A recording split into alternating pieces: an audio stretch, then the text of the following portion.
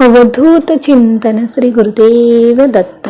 श्री स्वामी समर्थ. जय जय स्वामी समर्थ. नमस्कार प्रेमळ स्वामी भक्त हो. तुमचं आपल्या महाराजांच्या भक्तिमार्ग एक मार्ग स्वामी सेवेचा ह्या यूट्यूब चॅनलवर मनापासून स्वागत. भक्तांनो, आपण स्वामींची सेवा करतो, परंतु आपल्याला तरीही अशी काही संकट येतात किंवा आपलं असं काही नुकसान होतं की जे कधीच भरून निघणार नाही असं आपल्याला वाटतं. परंतु त्यामागे देखील स्वामींची काहीतरी नक्कीच कोणती तरी लीला असते आणि ते आपल्याला समजावं म्हणून ती संकट आपल्यावरती येत असतात. आपला स्वामींवर किती विश्वास आहे कदाचित हे पडताळून पाहण्यासाठी सुद्धा स्वामी मुद्दाम आपल्यावरती संकट लादत असतात. मग अशा वेळी आपण स्वामींवरती ठाम विश्वास ठेवलाच पाहिजे आणि जर आपला विश्वास डगमगला तर तरीही स्वामी आपला हात कधीच सोडत नाहीत. मात्र ते वेळ आल्यावरच आपल्याला समजते. माझ्या बाबतीतही हा असाच अनुभव घडलेला आहे. तर आजचा हा आपण ह्या ताईंचा अनुभव पाहणार आहोत. चला तर मग ताईंच्या अनुभवाला सुरुवात करूयात ताईंच्याच शब्दात. तत्पूर्वी तुम्ही जर आपल्या भक्तिमार्ग एक मार्ग स्वामी सेवेचा ह्या यूट्यूब चॅनलवर नवीन असाल तर आताच सबस्क्राईब करून स्वामी भक्तांना जॉईन व्हा. स्वामी भक्तांना स्वामी भक्त जोडूया आणि प्रत्येक कुटुंब स्वामीमय करूया. श्री स्वामी समर्थ. जय जय स्वामी समर्थ. तर ह्या ताई सांगतात की त्यांचं नाव पूजा सामंत आहे. तर त्या स्वामींच्या अगदी खूपच मोठ्या भक्त आहेत. म्हणजे त्या अगदी लहान असल्यापासून त्यांचा स्वामींवरती प्रचंड विश्वास आहे. सर्व काही अगदी त्यांच्या मनाप्रमाणे नेहमीच घडत होतं आणि जे काही घडतंय त्याबद्दल त्या स्वामींच्या नेहमीच ऋणी होत्या. त्या स्वामींच्या खूप सेवा करायच्या, त्यांचे वेळोवेळी आभार देखील मानायच्या. त्यांचा स्वामींवरती प्रचंड विश्वास होता. त्यांचं लग्न एका गरीब घरात झालं होतं, मात्र त्यांना त्याबद्दल काहीच तक्रार नव्हती. त्या सांगतात की मी दिल्या घरी सुखी होते. म्हणजे घरी अशा सुखसुविधा नव्हत्या, मात्र आम्ही समाधानी होतो. आम्हाला कधीच स्वामींच्या कृपेने कशाचीच कमतरता भासली नाही. मला एक मुलगा झाला, मात्र घरची परिस्थिती सुधारली नाही. मला वाटलं स्वामींनी माझ्या नशिबात हेच लिहून ठेवलं असेल, म्हणून मी आहे ती परिस्थिती मान्य केली होती आणि त्यातूनच आम्ही सुरुवात केली होती. दररोजचं कष्ट करणे आणि पोट भरणे हाच आमचा दिनक्रम चालला होता. मुलाचं आम्ही जेमतेमच शिक्षण केलं होतं. म्हणजे अगदी तो जास्त काही नाही, परंतु पोटापुरत तो शिकला होता. आता आम्ही गावाकडे राहत होतो. मुलाला शिक्षण नसल्यामुळे नोकरी लागणार नाही हे आम्हालाही माहीत होतं, परंतु मी त्याबद्दल स्वामींकडे कधीच तक्रार केली नाही. म्हटलं स्वामी जे देतात ना ते नक्कीच आपल्या चांगल्यासाठी असतं. जर आपल्या नशिबात असेल तर नक्कीच काहीतरी मोठं घडेल असं मला नेहमीच वाटायचं. मग मुलाने त्याचं 10वी-12वी शिक्षण पूर्ण झाल्यानंतर तो पुण्याला जायचं त्याने ठरवलं आणि पुण्याला गेल्यानंतर त्याने रिक्षा चालवण्याचा निर्णय घेतला. आम्ही दोघं गावीच होतो आणि मुलगा एकटाच असल्यामुळे तो पुण्यामध्ये रिक्षा चालवत होता. काही दिवसानंतर त्या मुलाचं लग्न करावं असं आम्हाला वाटलं. त्याने थोडेफार पैसे साठवले होते. एक योग्य ठिकाणी स्थळ चालवून आलं आणि मुलगी त्याला आवडली, आम्हालाही आवडली आणि म्हणून आम्ही मुलाचं अगदी थाटामाटात नाही, परंतु थोड्याफार आमच्या इच्छेनुसार आम्ही त्याचं लग्न केलं. सर्व काही व्यवस्थित चालू होतं. आता सून आणि मुलगा दोघंही पुण्यामध्ये राहू लागले. मुलगा रिक्षा चालवत होता. सर्व काही व्यवस्थित चालू होतं. आम्ही हे गावाकडे मजुरी करून आमचं पोट भरत होतो. मात्र परिस्थिती काही केल्यास सुधारली नव्हती. माझ्याकडे थोडंफार सोनं होतं, म्हणजे गळ्यातलं कानातलं वगैरे होतं आणि थोडेफार साठवलेले पैसे देखील होते. मी ते सर्व काही माझे जे दागदागिने होते किंवा जी काही माझी साठवलेले पैशांची जी मालमत्ता होती ते सर्वांचं मी एक छोटंसं असं गठुळं बांधलं होतं आणि ते मी स्वामी म्हणजे माझ्या जे देवाऱ्यामध्ये स्वामी होते त्या स्वामींच्या खाली अगदी देवाऱ्यामध्ये खाली जो कप्पा होता त्याच्या खाली मी ते ठेवलं होतं. माझं सर्व काही तिथेच होतं आणि माझ्या त्या सर्वांवरती स्वामी विराजमान होते. म्हटलं ह्या सर्वाची काळजी स्वामीच घेतील, कारण आम्ही दोघं नवरा बायको दररोज मजुरीला जायचो आणि मग घरी त्यावरती लक्ष ठेवायला कोणीच नव्हतं, म्हणून मी ते सर्व काही स्वामींवर सोपवलं होतं. स्वामींना मी म्हणत होते की माझी आयुष्यभराची कमाई मी तुमच्या चरणी ठेवली आहे, ह्यावरती तुम्ही लक्ष ठेवा, असं मी दररोज स्वामींना प्रार्थना करत होते. सर्व काही व्यवस्थित चालू होतं. अगदी वर्षानुवर्षे गेली होती, मात्र तेथे काहीच कधीच चोरीला गेलं नाही किंवा काही अडचण देखील आली नाही. सर्व आहे असं राहत होतं. आता मला खूप दिवस झाले मी स्वामींकडे गेले नव्हते, म्हणजे मला अक्कलकोटला जायची इच्छा होती. आता पुरेसे पैसे देखील साठले होते आणि सर्व काही व्यवस्थितही चालू होतं.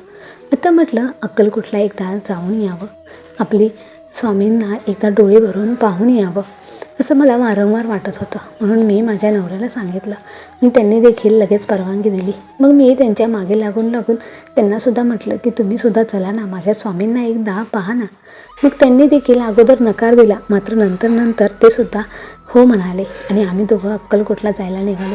आता म्हटलं रस्त्याने ह्याने गाडीने प्रवास करायचा म्हटल्यावरती सोनं नाणं घालून जायला नको, म्हणून माझे जे काही अंगावरती दागिने होते ते सर्व काढून मी तिथेच त्या पुरचुंडीत बांधून ठेवले आणि त्यावरती पुन्हा स्वामींना विराजमान केलं. मी सर्व काही देव्हाऱ्यामध्ये खालच्या कप्प्यात ठेवलं होतं आणि वरती स्वामी बसले होते. म्हटलं स्वामींनी आत्तापर्यंत सर्व काही सुरक्षित ठेवलं आहे, मग यापुढेही स्वामी सर्व काही सुरक्षित ठेवतील असं मला वाटू लागलं. आणि मी जे काही माझं होतं सामान ते थोडकं आपलं घेऊन अक्कलकोटला आम्ही दोघं गेलो. बसने गेलो होतो. एक दिवस बसला अक्कलकोटला पोचायला गेला. तिथे रात्री स्वामींची आरती केली, तिथे महाप्रसादाचा लाभ घेतला आणि तेथेच आम्ही मुक्कामाची सोय असल्यामुळे तेथेच मुक्काम केला. दुसऱ्या दिवशी देखील सकाळी आम्ही अक्कलकोटमध्ये फिरलो, स्वामींचं दर्शन घेतलं. पुन्हा एकदा असं वाटतच नव्हतं की अक्कलकोटमधून जावावं, परंतु त्या दिवशी आम्हाला आता यावं लागणार होतं. म्हणून दुपारपर्यंत आम्ही तिथे थांबून दुपारी आता आम्ही निघालो आणि दुपारी निघाल्यानंतर आम्ही संध्याकाळी घरी पोचलो. आम्ही जेव्हा संध्याकाळी घरी पोचलो तेव्हा पाहतो तर काय, घराचं कुलूप कोणीतरी तोडलेलं होतं आणि सर्व काही बाहेर आमचं जे सामान होतं ते सगळं अस्ताव्यस्त पडलेलं होतं. आम्ही दरवाजा उघडला तर घरात तर सगळेच सामान इकडे तिकडे सगळा पसारा झाला होता. मला तर काही समजेनाच. मी लगेच देव्हाऱ्याकडे बघितलं, मला स्वामी दिसले. माझ्या जीवात जीव आला. म्हटलं स्वामी आहेत म्हणजे काहीही नुकसान झालेलं नसेल, थोडंफार नुकसान झालं असेल तर ते आपण सहन करू शकतो. आणि मग मी सगळा पसारा आवरायला घेतला. मला माझ्या नवऱ्याने सांगितलं की अगं तू जे ते काही सोनं नाणं ठेवलं होतं किंवा पैसे ठेवले होते ते व्यवस्थित आहेत का बघ. मी म्हटलं स्वामी आहेत म्हणजे सगळं काही नक्कीच व्यवस्थित असणार आहे. परंतु नवऱ्याने जास्त जोर दिल्यामुळे मी गेले आणि पाहिलं. मी कप्पा उघडला तर तिथे काहीच नव्हतं. फक्त ज्या रुमालामध्ये मी ते बांधून ठेवलं होतं तो रुमाल फक्त पडला होता. बाकी सगळं काही चोरीला गेलं होतं. मी ते बघून मला धक्काच बसला. मी धपकन खालीच बसले. मला काय करावे काहीच समजत नव्हतं. माझी आयुष्यभराची कमाई आज अक्षरशः चोरीला गेली होती. मग स्वामी तुम्हाला मी लक्ष ठेवायला इथे विराजमान केलं होतं, मात्र तुम्ही असताना देखील चोर येऊन माझी सगळी कमाई कसं काय घेऊन गेले. मी स्वामींना प्रश्न विचारू लागले. दुसऱ्या दिवशी अमावस्या होती. मी दुसऱ्या दिवशी देखील स्वामींना काहीही केलं नाही. अमावस्या होती तरीही मी देवपूजा केली नाही, काही नाही. स्वामींना अभिषेक केला नाही, स्वामींची कोणतीच सेवा मी केली नाही. माझं मनच थाऱ्यावर नव्हतं. मला काय करावं काही सुचत नव्हतं. मी पोलीस स्टेशनला गेले, तेथे कंप्लेंट केली, मात्र काही होईल असं वाटत नव्हतं. कारण तिथे कोणता CCTV वगैरे आमच्या बाहेर काहीच नव्हतं. की मग तुमच्या गावात कोणी नवीन आले होते का असं मला पोलिसांनी विचारलं. मात्र मी नाही असं सांगितलं, कारण त्या दिवशी मी घरीच नव्हते. कोण आलं कोण गेलं मला काहीच माहीत नाही. मग पोलीस म्हटले की तुमच्या थोडासा तपास करणं अवघड आहे, तरी आम्ही चौकशी करू असं त्यांनी मला आधार दिला. मात्र काय करावे काहीच समजलं नाही. मी तशीच घरी आले. माझ्यासोबत जी काही 1-2 पाहुणे होती ती घरी त्यांच्या निघून गेली. मात्र काय करावे काही समजत नव्हते. आता घरामध्ये माझ्याकडे एकही रुपया नव्हता. मला काय करावे हे अक्षरशः डोक्यामध्ये माझ्या चक्र चालू होतं. आणि तशातच मी पुन्हा एकदा स्वामींसमोर जाऊन बसले आणि स्वामींना म्हटलं की स्वामी मी तुम्हाला 3 दिवसांची मुदत देते. जर ह्या 3 दिवसांमध्ये माझी जी काही कमाई गेलेली आहे तेवढीच, मला जास्त काही नको. मी आयुष्यभर जे काही कमवलेलं आहे तेच माझ्या हक्काचं आहे आणि ते माझ्या स्वतःच्या कष्टाचं आहे. ते मला तुम्ही परत आणून द्या.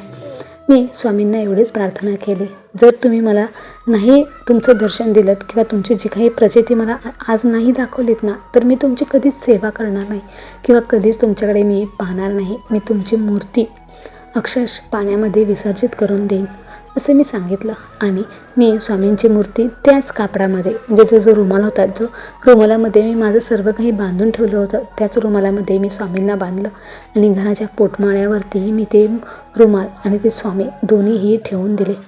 आता स्वामींना बघण्याचा सुद्धा प्रश्न नव्हता. अक्षरशः 3 दिवस मी कशी जगले ते मलाच माहीत. कारण लहानपणापासून मी स्वामींनाच माझं सर्व काही मानलं होतं. जेव्हा आपण अगदी मनापासून कोणाला तरी आपलं मानतो आणि जेव्हा ते सर्व काही आपल्यापासून दूर जातं ना, तेव्हा काय दुःख होतं ते फक्त मलाच समजेल. आणि 3 दिवस मी देवाऱ्याकडे बघत होते, मात्र स्वामी मला दिसत नव्हते. पहिला दिवस गेला, मात्र काहीही हालचाल नाही. मला कुठूनच काहीच संकेत मिळत नव्हता. रात्रभर मला डोळ्याला डोळा लागत नव्हता. मी झोपतही नव्हते. अशातच दुसरा दिवस उगवला. मग दुसऱ्या दिवशी देखील मी सगळीकडे पाहत होते, मात्र कुठेच काही दिसत नव्हतं.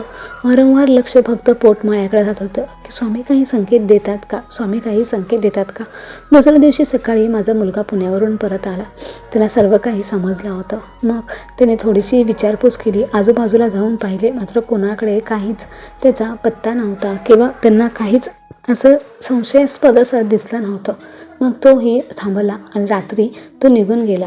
मग तिसरा दिवस उजाडला.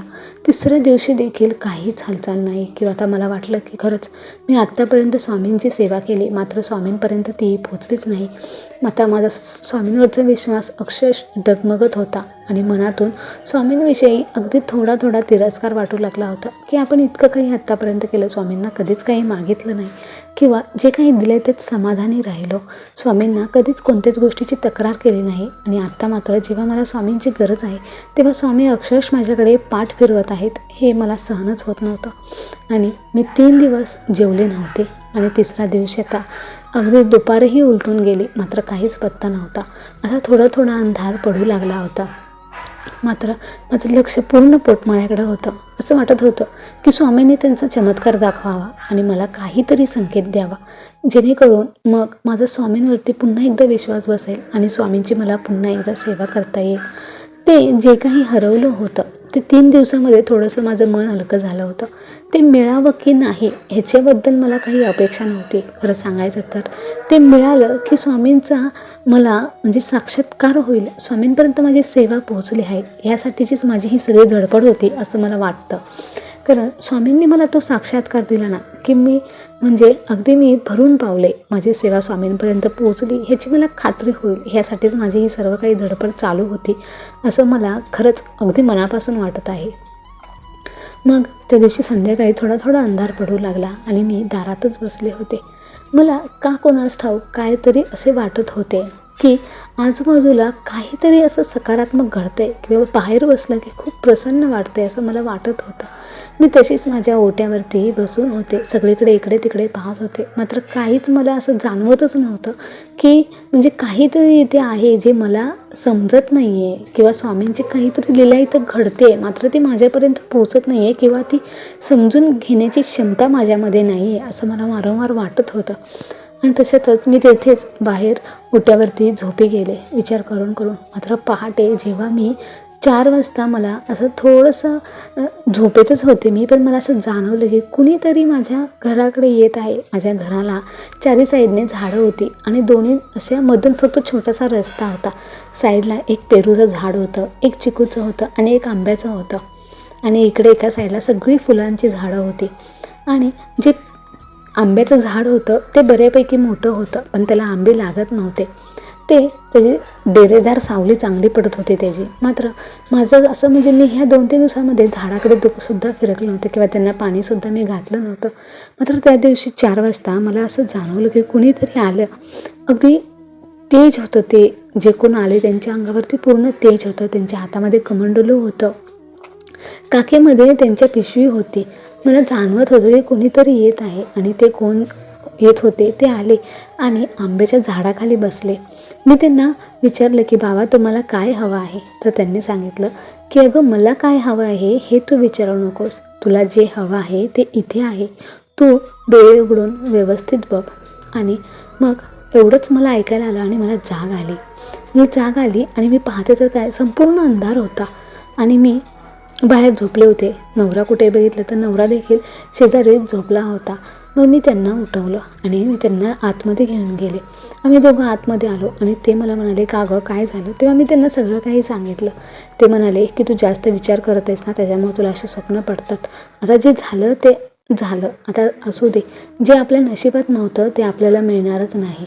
हा विषय सोडून जास्त विचार करू नको. असं त्यांनी मला सांगितलं आणि ते मला म्हणाले की झोप तू, अजून भरपूर वेळ आहे. मात्र मला काही झोप येत नव्हती. अशातच 5:30 वाजले. आता दिवस थोडा उजडायला लागला होता. आता मग थोडंसं आता म्हटलं तिसरा दिवसही उजाडून गेलेला आहे. आता स्वामींना कधीच बाहेर काढायचं नाही. आता आपल्या रोजच्या दिनक्रमाला आपण सुरुवात करायची. जे झालं ते झालं हे मनाने मानलं आणि मी बाहेर गेले. खराटा हातात घेतला आणि सर्व झाडांचा पालापाचोळा गोळा करून मी त्या आंब्याच्या बुडक्यात नेऊन टाकायची. मी सर्व पाला गोळा केला आणि आंब्याच्या बुडक्यात गेली आणि तिथे मी सगळा पालापाचोळा लावला. मी नेहमीच सगळा पालापाचोळा त्या आंब्याच्या बुडक्यातच टाकायची, कारण त्याचं खत होऊन जायचं म्हणून.